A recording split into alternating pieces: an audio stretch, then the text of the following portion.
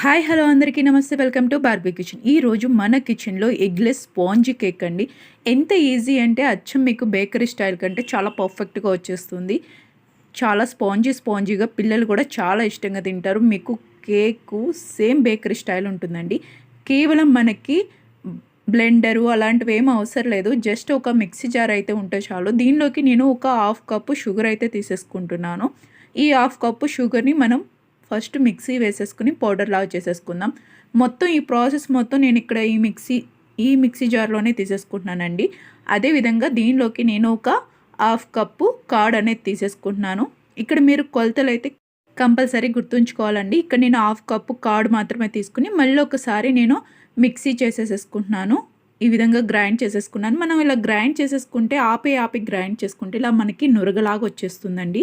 ఈ పఫింగ్ అనేది మనకి కేక్ మిక్సర్కి చాలా అవసరం అనమాట. చూడండి ఇలా మనకి నురగలాగా వచ్చేస్తుంది.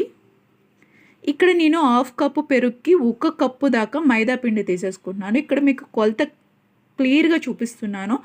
1 కప్పు మైదా పిండి తీసుకుంటున్నాను. అదేవిధంగా హాఫ్ కప్పు కర్డ్కి అంటే అరకప్పు పెరుగుకి 1 కప్పు మైదా పిండి, అదేవిధంగా 1 స్పూన్ బేకింగ్ పౌడర్, అర స్పూన్ వంట soda. 1 spoon baking powder compulsory తీసుకోవాలండి. అర స్పూన్ వంట సోడా తీసుకోవాలి. ఇప్పుడు మరొకసారి నేను గ్రైండ్ చేసేసుకుంటున్నాను. మనకి ఇక్కడ మిక్సీ జార్లోనే చేసేస్తున్నానండి. చూడండి మనకి రిబ్బన్ ఈ విధంగా మనం పిండి అనేది స్పూన్తో ఇలా జార విడిస్తే ఇలా రిబ్బన్ లాగా పడాలి.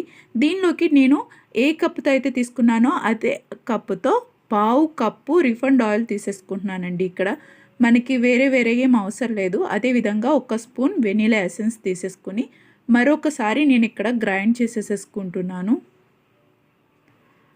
ఒక్కసారి వన్స్ మీరు కనుక చేస్తే చాలా పర్ఫెక్ట్గా వచ్చేస్తుందండి. ఒక్కసారి మీకు ఆ ప్యాటర్న్ అనేది తెలిస్తే కేక్ అనేది ఎంత క్వాంటిటీ అయినా మీరు ఈజీగా చేయగలుగుతారు. చూడండి మనకి కేక్ మిక్సర్ అయితే బాగా రెడీ అయిపోయింది కదా. ఇప్పుడు నేను కేక్ కుక్ చేయడం కోసం అని చెప్పి మన ఇంట్లో యూజ్ చేసుకుని ఒక బాక్స్ తీసేసుకున్నానండి. స్టీల్ బాక్స్ తీసుకుని దానిలోకి కొంచెం ఆయిల్ అప్లై చేసేస్తున్నాను. కొంచెం చాలండి. అదేవిధంగా మైదా పిండి తీసేసుకుంటున్నాను.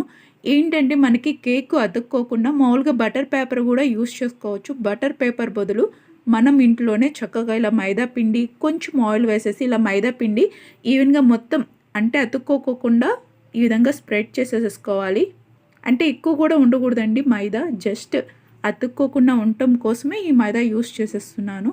అదేవిధంగా ఈ కేక్ మనం ఇందాక మిక్స్ చేసుకున్న మిక్సర్ కదా, ఆ మిక్సర్ని దీనిలో వేసేసుకుంటున్నాను. ఒక్కసారి మనం ఈ బాక్స్ని మనం కొంచెం అలా మూవ్ చేస్తే ఏమవుతుంది అంటే కనుక ఎయిర్ బబుల్స్ ఏమన్నా ఉంటే ఆ ఎయిర్ బబుల్స్ అనేవి బయటికి పోతాయండి. కేక్ అనేది పర్ఫెక్ట్గా వచ్చేస్తుంది. మనకి ఏమాత్రం ఎక్కువ గ్యాప్ లేకోకుండా చక్కగా వస్తుంది. ఇప్పుడు స్టవ్ మీద నేను ఇక్కడ మనకి ఏదైతే మందపతి కళాయి కానీ బాండీ కానీ అంటారు కదా, అలాంటిది బాండీ అయితే పెట్టేసేసుకుంటే మనకి కేక్ అనేది చాలా బాగా వస్తుందండి. ఇక్కడ ఎంత మందంది కుదిరితే మీకు అంత మందంది పెట్టేసి దానిలో ఒక స్టాండర్డ్ పెట్టేసేసుకోండి. స్టాండర్డ్ పెట్టేసేసి ఒక్క 5 మినిట్స్ అనేది మూత పెట్టేసేసుకుని ఫ్రీ హీట్ చేసుకోవాలండి. హై ఫ్లేమ్లో చేసుకోవాలి. ఇది ఒక 5 మినిట్స్ కంపల్సరీ అండి. ఇలా ఈ విధంగా మనకి ఫ్రీ హీట్ అయిపోయాక దాని తర్వాత గ్యాస్ అనేది లోలో పెట్టేసేసుకుని ఈ కేక్ మిక్సర్ బాక్స్ని పెట్టేసేసుకుందాము. ఇప్పుడు మళ్ళీ మూత పెట్టేసేసుకుంటే చాలా పర్ఫెక్ట్గా కుక్ అవుతుందండి. మీరు అసలు ఏమాత్రం నమ్మరనమాట. ఎంత బాగా కుక్ అవుతుందంటే చాలా బాగా కుక్ అవుతుంది. మనకి కుక్ అయిన వెంటనే దాన్ని స్టవ్ ఆఫ్ చేసేసుకుని మనం పక్కకు తీసేసుకోవాలండి.